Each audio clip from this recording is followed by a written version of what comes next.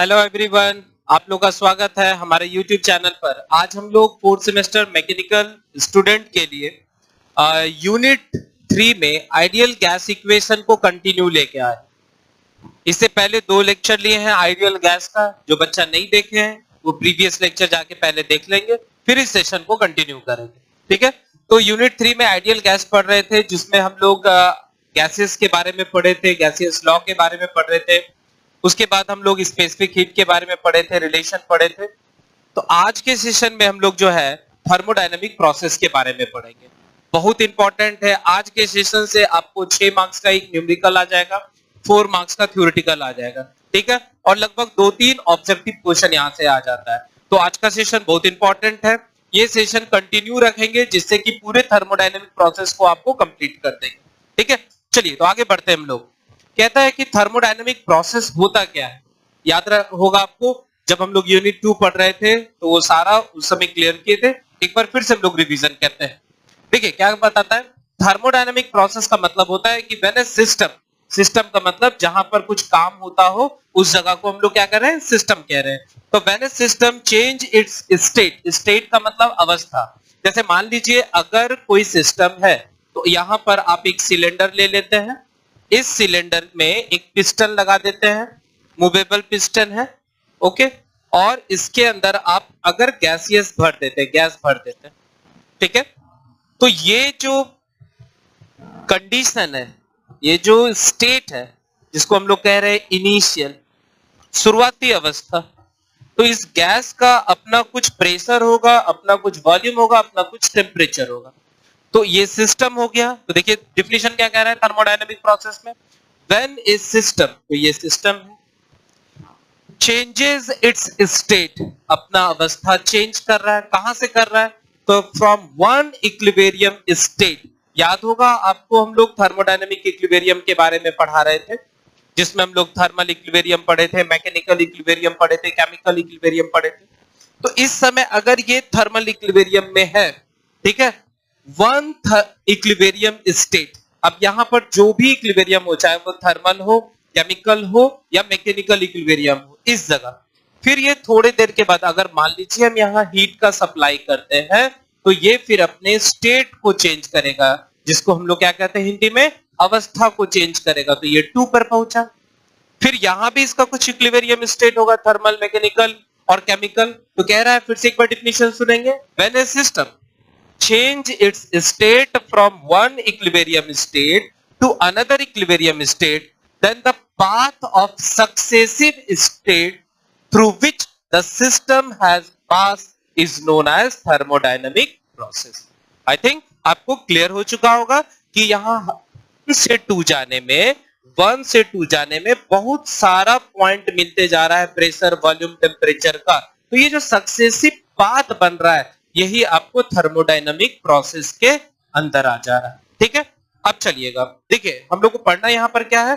तो heating and expansion of gases in non flow process. अगर कोई नॉन फ्लो प्रोसेस है, उसमें हीटिंग अगर हम कर रहे हैं तो उसमें अगर एक्सपेंशन हो रहा है तो उसके बारे में हमको पढ़ना। तो उसमें हमको 5 प्रोसेस पढ़ना है। Reversible non flow process.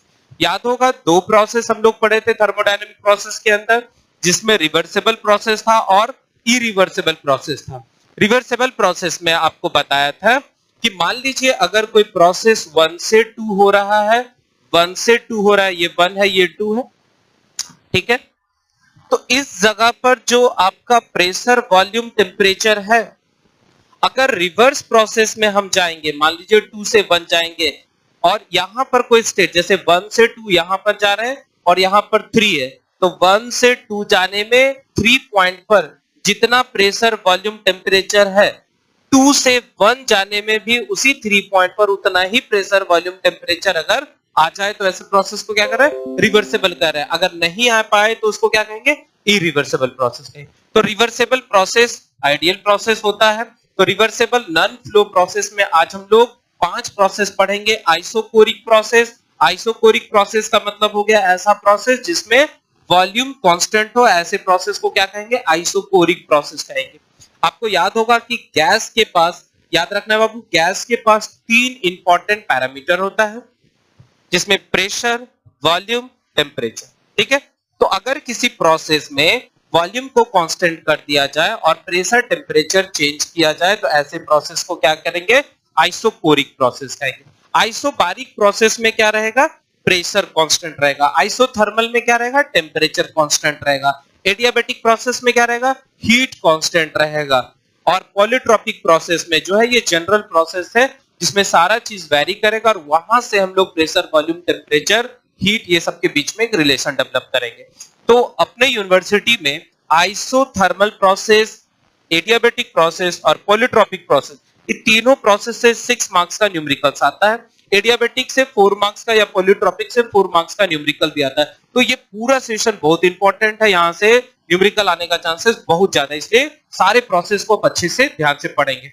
जितना भी अभी प्रोसेस पढ़ाएंगे सारे प्रोसेस में 5 फॉर्मूला डेवलप होगा, 5 इक्वेशन बनेगा और उस पांचों इक्वेशन से न्यूमेरिकल्स बनाना है। तो हम लोग पहले प्रोसेस को डिस्कस करते हैं जिसको हम लोग कहेंगे आइसोकोरिक प्रोसेस।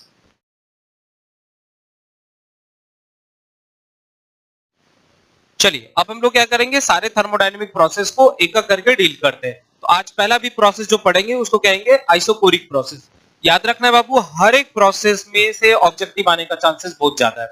आइसोकोरिक प्रोसेस में वॉल्यूम कांस्टेंट, आइसोबारिक प्रोसेस में प्रेशर कांस्टेंट, आइसोथर्मल प्रोसेस में टेम्परेचर कांस्टेंट, एडियाबैटिक प्रोसेस में हीट कांस्टेंट, ठीक है। तो ये सारे प्रोसेस को एक एक करके डील करते हैं। तो सबसे पहला है आइसोकोरिक प्रोसेस किसको कहते हैं? तो याद रखना है कि ऐसा प्रोसेस जिसमें वॉल्यूम को कांस्टेंट कर दिया जाए तो ऐसे प्रोसेस को आइसोकोरिक प्रोसेस कहते हैं। इसलिए इसका दूसरा नाम भी है, it is also known as constant volume process. Clear है बाबू? आगे बढ़ते हैं। अब क्या कह रहा है कि एक ऐसा प्रोसेस जिसमें किसी भी गैस के वॉल्यूम को कांस्टेंट कर दे और प्रेशर, टेम्परेचर चेंज करे तो ऐसे प्रोसेस को आइसोकोरिक प्रोसेस कहते हैं। याद रखना है, in this process pressure is directly proportional to temperature and volume is constant। तो ये definition आपको लिखा है, a process in which volume of the gas remain constant but pressure and temperature will changes। Okay, in this process pressure is directly proportional to its temperature। याद रखना है, it obey Gay-Lussac law। Okay, अब इसको हम लोग figure से समझते हैं। तो देखिए इसके लिए क्या कर रहे हैं, मान लेते हैं कि मेरे पास एक कंटेनर है, ठीक है, और इस कंटेनर में हम गैस को भर दिए। तो ये कंटेनर ले लिए और इस कंटेनर में गैस को भर दिए, ये देखिए, ठीक है। ये इनिशियल स्टेट है जब हम लोग इसको क्या कर रहे हैं, इस पर कोई प्रोसेस नहीं कर रहे, मतलब हीट सप्लाई नहीं दे रहे। तो इसका अपना प्रेशर होगा इनिशियल, वॉल्यूम होगा और टेम्परेचर होगा। ये इनिशियल स्टेट है, इनिशियल स्टेट, ठीक है। तो यहां से क्या कह रहा है कि in this process pressure is directly proportional to temperature and volume is constant। Clear है? अब याद रखेंगे कि जब भी आप प्रोपोर्शनलिटी को हटाते हैं तो यहां एक कांस्टेंट टर्म आता है, तो P is equal to constant, C for constant into temperature। तो यहां से हम लिख सकते हैं P by T is equal to constant। तो ये आइसोकोरिक प्रोसेस का एक रिलेशन बन गया, ठीक है। अब इसको हम लोग ग्राफ से समझते हैं। देखिए यहां पर क्या कर रहे हैं, एक कंटेनर ले लिए हैं, गैस ले लिए हैं। तो अब हम इसका पीवी और टीएस डायग्राम को देखते हैं, ठीक है। तो यहां आ जाते हैं, यहां प्रेशर ले लेते हैं, ठीक है, और वॉल्यूम ले लेते हैं, क्योंकि गैस के पास 3 इंपॉर्टेंट प्रॉपर्टीज है, प्रेशर, वॉल्यूम, टेम्परेचर। और एक और हम लोग ग्राफ यहां खींच लेते हैं, यहां पर हम लोग प्रेशर ले लेते हैं और टेम्परेचर ले लेते हैं, ठीक है। चलिएगा अब बोर्ड पर ध्यान से सुनेंगे बाबू। तो इनिशियल स्टेट में आप नोटिस किए होंगे कि इसका कुछ ना कुछ टेम्परेचर होगा, कुछ ना कुछ वॉल्यूम होगा, कुछ ना कुछ प्रेशर होगा। तो कभी भी ग्राफ ओरिजिन से स्टार्ट नहीं करेंगे, ठीक है। तो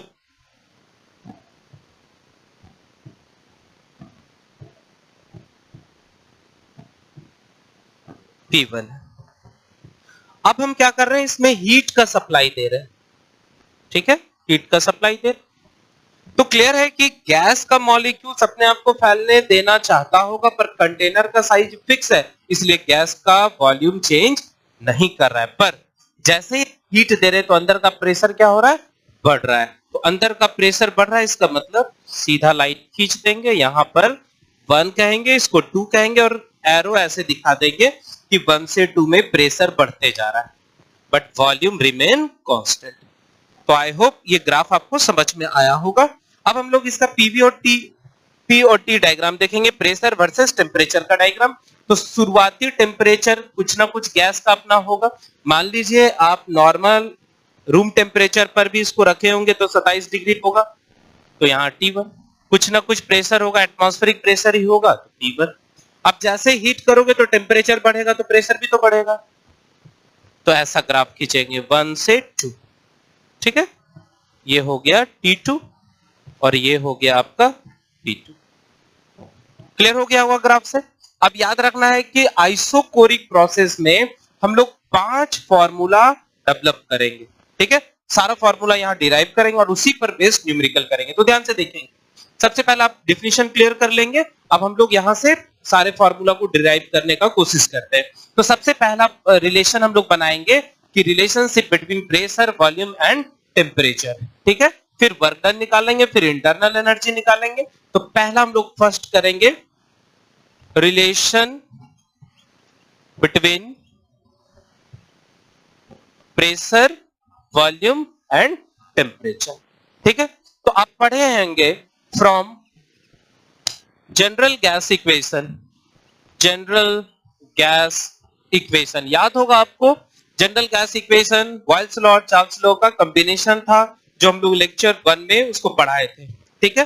तो वहां से रिलेशन था P1 V1 by T1 is equal to P2 V2 by T2।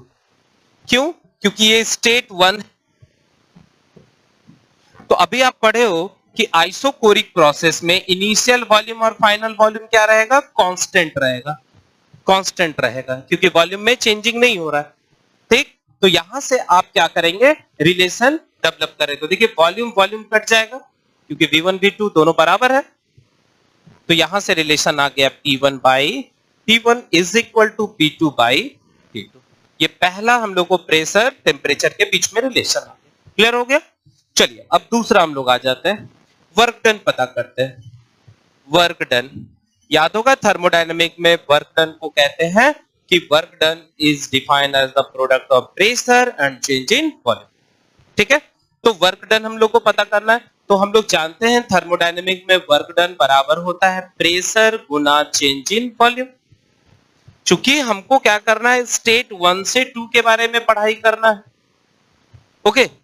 तो फ्रॉम स्टेट 1 से 2, देखिए इंटीग्रेशन करेंगे dw 1 से 2 इज इक्वल टू इंटीग्रेशन करेंगे pdv, कहां पर बाबू? 1 से 2। क्लियर हो रहा है? अब आप नोटिस करेंगे कि ये पूरे प्रोसेस में प्रेशर तो कांस्टेंट है नहीं, कांस्टेंट क्या है? वॉल्यूम है। क्लियर है? तो यहां से हम लिख सकते हैं, ध्यान देंगे, वर्क डन 1 से 2। चूंकि वॉल्यूम आपका चेंज ही नहीं कर रहा है, ओके, वॉल्यूम आपका चेंज ही नहीं कर रहा है, तो वॉल्यूम जब चेंज नहीं कर रहा है तो हम यहां क्या करेंगे? टोटल वर्क डन कितना हो जाएगा? 0, क्योंकि V2 माइनस V1 जो है वह आपका dV है। तो V1 और V2 तो दोनों सेम है, तो work done, net work done कितना हो गया? 0। तो यहां से एक ऑब्जेक्टिव का क्वेश्चन निकल गया, एक बहुत इंपॉर्टेंट ऑब्जेक्टिव का क्वेश्चन निकल गया कि इन आइसोकोरिक, याद रखना है बाबू, isochoric, in isochoric process net work done equal to 0। तो आइसोकोरिक प्रोसेस में क्या होगा? Work done 0। और किसी प्रोसेस में वर्क डन 0 नहीं हो रहा है, किस प्रोसेस में हो रहा है? आइसोकोरिक प्रोसेस में हो रहा है, ठीक है। अब चलिए यहां से आगे बढ़ते हैं और हम लोग अब तीसरा फॉर्मूला डिराइव करेंगे, जिसमें हमको क्या निकालना है? Internal energy. देखिए 5 फॉर्मूला हम लोग डिराइव करेंगे, 1 2 हो गया। नेक्स्ट हम लोग यहां पर पता चेंज इन इंटरनल एनर्जी। आपको याद होगा इंटरनल एनर्जी का मतलब होता है किसी सिस्टम के अंदर जो एनर्जी स्टोर होता है उस एनर्जी को क्या कहते हैं? इंटरनल एनर्जी कहते हैं। इंटरनल एनर्जी क्या है? It is the sum of kinetic energy and potential energy of the gaseous molecule inside the system, ठीक है। तो हमको चेंज इन इंटरनल,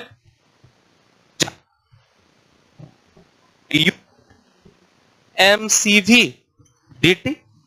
अब हम फ्रॉम स्टेट 1 से 2, ठीक है, इनिशियल स्टेट से फाइनल स्टेट पता करते हैं, तो क्या करेंगे, integration du is equal to कितना, mcv dt। कहां से, 1 से 2, 1 से 2, तो ये तो हो जाएगा final minus initial is equal to mcv t2 minus t1। तो ये दूसरा फॉर्मूला निकल गया एनर्जी का। क्लियर हो रहा होगा। अब हम लोग चौथा आ जाते हैं। चौथा क्या करते हैं, हीट सप्लाइड पता करते हैं, या हीट सप्लाइड या हीट एब्जॉर्ब पता करते हैं, ठीक है। तो हीट सप्लाइड में हम कहां से चलेंगे, तो from first law of thermodynamic. तो from first law of thermodynamic में dq is equal to du plus dw। Clear है। तो यहां से हम क्या करेंगे, इनिशियल से फाइनल पता करना है, इधर से हटाते हैं। ओके, सारा रिलेशन को आप कॉपी में नोट कर लेंगे, ऑलरेडी आपको पीडीएफ दे दिए हैं, वहां से भी आप कॉपी कर सकते हैं सारा। तो फ्रॉम स्टेट 1 से 2, तो integration dq is equal to du plus dw। 1 से 2, 1 से 2 इनिशियल से फाइनल, तो इसको लिख देंगे q1 से 2 क्योंकि ये पाथ फंक्शन है, और ये आपका क्या हो जाएगा, internal energy u2 minus u1। और वर्क डन कितना होता है बाबू आइसोकोरिक प्रोसेस में, 0 होता है। तो यहां से आप देख पा रहे होंगे कि the total amount of heat energy is used to increase its internal energy. देखिए, तो ये चौथा फॉर्मूला आपको निकल गया हीट सप्लाइड का। अब हम लोग लास्ट और आखिरी पता करेंगे इंथैल्पी के बारे में। तो पांचवा हम लोग पता करेंगे चेंज इन इंथैल्पी, ठीक है। चेंज इन इंथैल्पी, इंथैल्पी क्या होता है बाबू, तो किसी सिस्टम के अंदर अगर हम टोटल इंटरनल एनर्जी और प्रोडक्ट ऑफ प्रेशर वॉल्यूम को हम लोग जोड़ दे तो टोटल हमको क्या निकल जाएगा, इंथैल्पी निकल जाएगा। तो हम लोग क्या करेंगे, इंथैल्पी पता करना है। तो फिर से हम लोग चलते हैं, कहां से चलते हैं, from first law of thermodynamics. Clear है। तो एक चीज आप याद रखेंगे, अभी यही आपको रटा देता हूं, कि सारे थर्मोडायनेमिक प्रोसेस में दो फॉर्मूला आपका सेम होगा। एक तो आपको चेंज इन इंटरनल एनर्जी हर एक प्रोसेस के लिए यही होगा, और चेंज इन एंथैल्पी भी हर एक प्रोसेस के लिए क्या होगा, सेम होगा, ठीक है। तो अब हम लोग क्या करते हैं, चेंज इन एंथैल्पी के बारे में पढ़ाई करते हैं कि चेंज इन एंथैल्पी होगा कितना। ओके, तो यहां से हम लोग क्या जानते हैं कि enthalpy, change in enthalpy is the change in internal plus product of pressure. किसी सिस्टम के अंदर जितना भी इंटरनल एनर्जी है और उसका प्रेशर और वॉल्यूम को हम लोग प्रोडक्ट करके जोड़ दें तो उस सिस्टम का टोटल एंथैल्पी पता चल जाएगा, ठीक है। तो अब हम लोग क्या करेंगे, फ्रॉम स्टेट 1 से 2 इंटीग्रेशन कर देंगे dH equal to du plus differentiation of derivative of d product pressure गुना वॉल्यूम। कहां से, 1 से 2, 1 से 2, 1 से 2, तो ये तो हमको निकल जाएगा H2 माइनस H1, और इसका भी फॉर्मूला हम लोग यहां डिराइव किए हैं। तो ये कितना हो जाएगा, mCV T2 minus T1। Clear हो रहा होगा। और यहां पर हम लोग क्या लिख सकते हैं, चूंकि ये आपका डिफरेंशिएशन है, जैसे आप कैसे पढ़ते थे मैथ में, dx, तो इंटीग्रेशन ऑफ x, तो वहां पर आपको क्या आता था, x आता था। तो यहां भी इंटीग्रेशन आप अगर करोगे तो क्या आ जाएगा, pv आएगा, pv आएगा।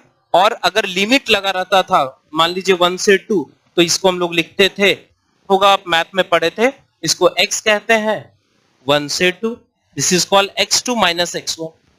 तो कैलकुलस में आप इस तरह इंटीग्रेशन पढ़े, कॉन्सेप्ट यहां भी यूज करेंगे। तो यहां से इंथैल्पी, चेंज इन इंथैल्पी जो है mCV T2 माइनस T1, और प्लस यहां पर हम लिख सकते हैं P2 V2 minus P1 V1। क्या क्लियर हो रहा है। अब यहां से आप क्या करेंगे, इधर से हटा रहा हूं, चलिए अब यहां से हम लोग क्या करेंगे, देखिए change in enthalpy H2 minus H1 is equal to mCV, change in temperature T2 minus T1 plus इसके जगह हम तो लिख सकते हैं, है ना, PV equal to MRT, already हम लोग पढ़े थे गैसियस इक्वेशन में। तो यहां पर हम लिख देते हैं PV इक्वल टू MRT के जगह MRT2 माइनस T1। आ रहा है समझ में? अब यहां से क्या करें, कॉमन टर्म निकल रहा है MT2 माइनस T1, तो बचा क्या बाबू, CV प्लस R। तो ध्यान देंगे यहां से Cp minus Cv is equal to R होता है, ऑलरेडी पढ़े थे रिलेशनशिप बिटवीन स्पेसिफिक हीट। तो आप कह सकते हैं कि Cp is equal to Cv plus R। तो देखिए इतने की जगह आप लिख सकते हैं Cp और T2 माइनस T1। तो टोटल हम लोग 5 फॉर्मूला अभी डिराइव कर चुके हैं। पहला प्रेशर वॉल्यूम के बीच में रिलेशन, दूसरा वर्क डन, याद रखना वर्क डन कितना होता है आइसोकोरिक प्रोसेस में, 0 होता है। तीसरा हम लोग क्या पढ़े, हीट सप्लाइड या हीट एब्जॉर्ब पढ़े थे। चौथा हम लोग पढ़ रहे थे चेंज इन इंटरनल एनर्जी, और पांचवा जो है चेंज इन एंथैल्पी। तो आई होप आपको ये सारा फॉर्मूला डेरिवेशन समझ में आएगा। अब हम लोग इस पर बेस्ड एक न्यूमेरिकल करते हैं और आगे बढ़ेंगे।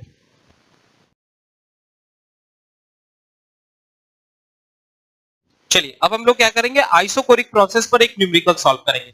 देखो बच्चा, हम सारे प्रोसेस को एक एक करके बताते जाएंगे, सारा फॉर्मूला को डिराइव कर देंगे और एक न्यूमेरिकल बता देंगे आपको। उसके बाद आप अपने बुक चले जाएंगे, जो भी आप बुक प्रिफर करते हैं उस बुक में सारा न्यूमेरिकल्स एग्जांपल एक्सरसाइज को बनाएंगे, ठीक है।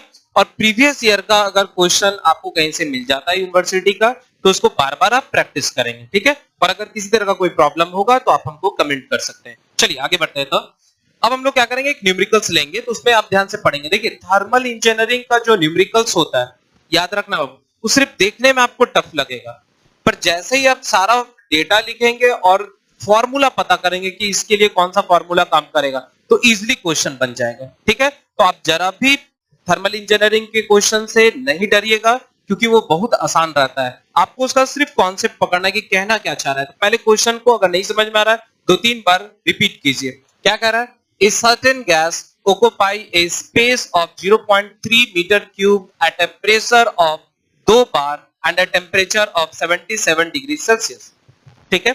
मतलब एक गैस को किसी कंटेनर में रखें जिसका वॉल्यूम दिया हुआ है, प्रेशर दिया हुआ है और टेम्परेचर दिया है। याद रखना बाबू, जब क्वेश्चन आप पढ़ेंगे तो जो पहला सब लाइन लिखा रहेगा वो हमेशा उसके इनिशियल कंडीशन को शो करता है, ठीक है। कहता है it is heated at constant volume, बस यहीं से काम का चीज हम लोग को निकल गया कि it is heated at constant volume. Constant volume पर अगर हम हीट करते हैं तो ऐसे प्रोसेस को हम लोग आइसोकोरिक प्रोसेस कहते हैं, ठीक है। याद रखना है आइसोकोरिक प्रोसेस में वॉल्यूम कांस्टेंट रहता है। तो यहां से काम का चीज हम लोग को निकल गया।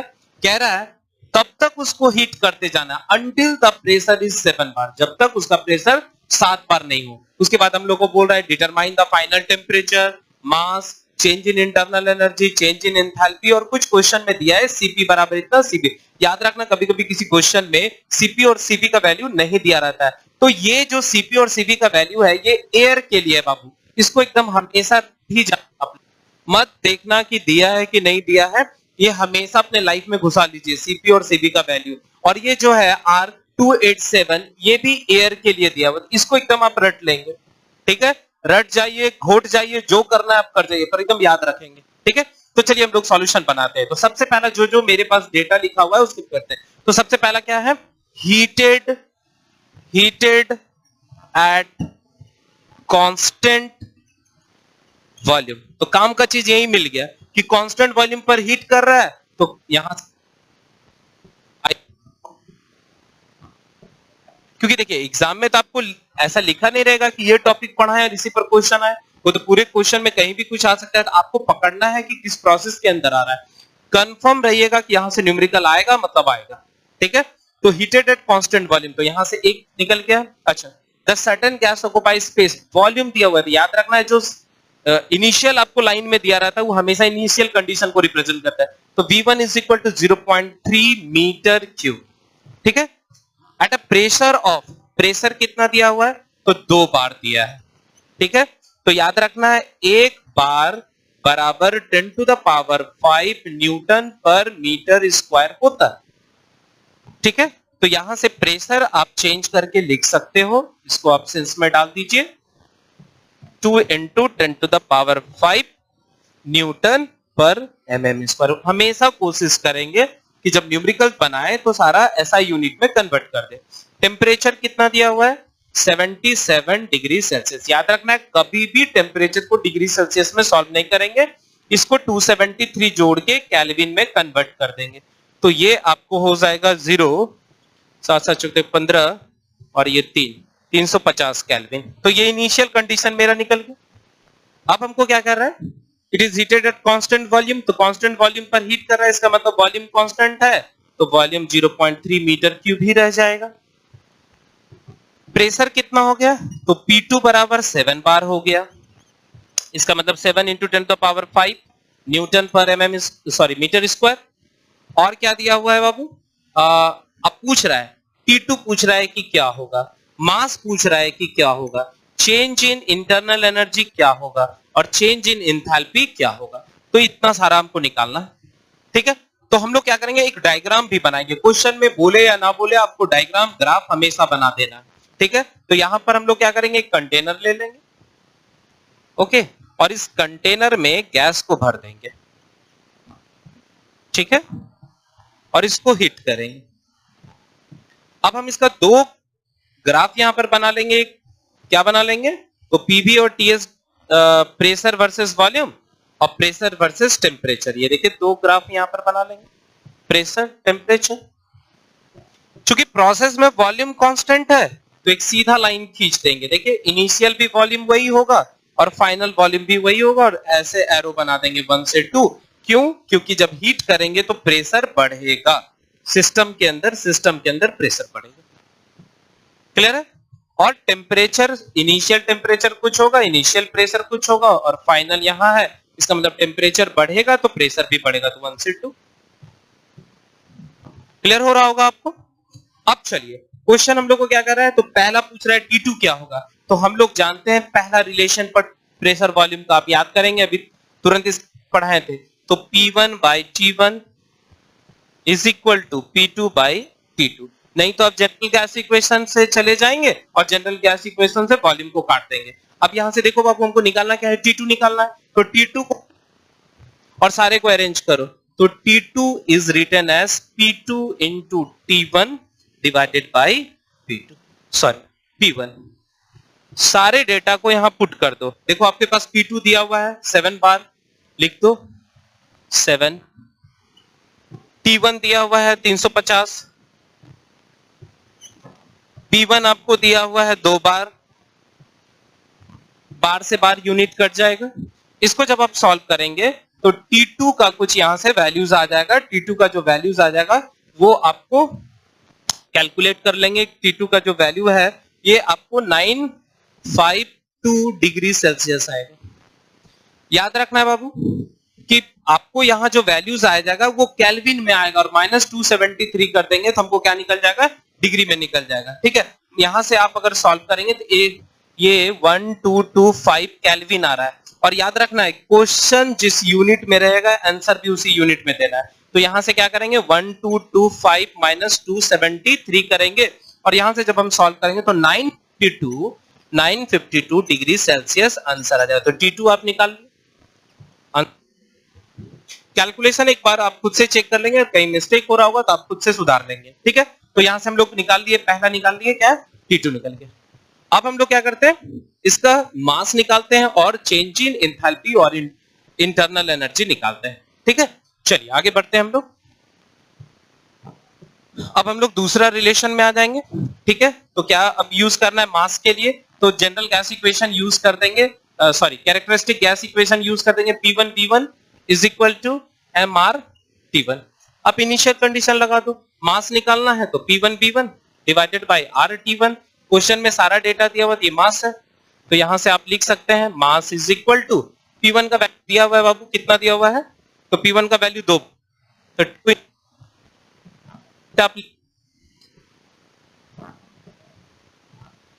का वैल्यू 287 इंटू T1 का वैल्यू आपको दिया हुआ है 350, सारा यूनिट के साथ लिखेंगे और फिर जब ये कटेगा तो मास का कुछ वैल्यू जो आ रहा है वो 0.597 kg के आसपास आ रहा है, लेंगे। ठीक है, कैलकुलेटर से। चलिए, तो दूसरा भी ये भी आंसर। हमको तीसरा क्या निकालना है, change in internal energy. Change in internal energy को क्या कहते हैं, mCp T2 माइनस T1। याद रखना है, पूरे थर्मोडायनामिक प्रोसेस में चेंज इन इंटरनल एनर्जी का फॉर्मूला फिक्स होगा, चेंज इन एंथैल्पी का फॉर्मूला फिक्स होगा। ठीक है, तो एक बार आप इसको याद कर लेंगे तो सारे प्रोसेस में आप लगा सकते हैं। ओके, तो यहां से m का वैल्यू अभी निकला है 0.597, Cv का वैल्यू हुआ है। ओके, Cv का वैल्यू आपको दिया हुआ है क्वेश्चन में, वहां से आप नोट कर। Cv का वैल्यू Cv का वैल्यू आपको क्वेश्चन में दिया हुआ है 0.712, ये किलो जूल में है तो आप इसको कन्वर्ट कर देंगे। ठीक है, तो आंसर भी किलो जूल में आएगा। और T2 यहां से आपको निकल गया 1225 माइनस 350। जब आप इसको सॉल्व करेंगे तो चेंज इन इंटरनल एनर्जी जो है वह 372 किलो जूल के आसपास आ रहा है। ठीक है, तो ये भी आंसर हो गया। अब लास्ट और आखिरी हम लोग निकालेंगे change in enthalpy. Okay, change in enthalpy ये क्या हो जाएगा बाबू, mCp T2 माइनस T1। याद रखना, इंटरनल एनर्जी में Cp यूज करेंगे और एंथैल्पी में Cp यूज करेंगे हर एक प्रोसेस में। तो यहां से आप क्या करेंगे, सारा डेटा लिख दीजिए। 0.5927 इंटू Cv का वैल्यू 1.005 था, 1225 माइनस 350 आप कैलकुलेट करेंगे तो यहां से एंथैल्पी जो है 525 किलो जूल आ जाएगा। ठीक है, तो आई होप आपको ये न्यूमेरिकल समझ में आया होगा थ्योरी के साथ। तो आज के लिए बस इतना ही रहने देते हैं। अब हम लोग क्या करेंगे, नेक्स्ट प्रोसेस को नेक्स्ट लेक्चर में डील करते हैं। ठीक है, तो जो बच्चा चैनल को सब्सक्राइब नहीं करेंगे वो सब्सक्राइब कर लेंगे, कमेंट और शेयर करेंगे और लाइक करेंगे और बेल आइकन को प्रेस कर दीजिए जिससे आपको लेटेस्ट नोटिफिकेशन मिलते रहेगा। तो आज के लिए बस इतना ही, थैंक यू।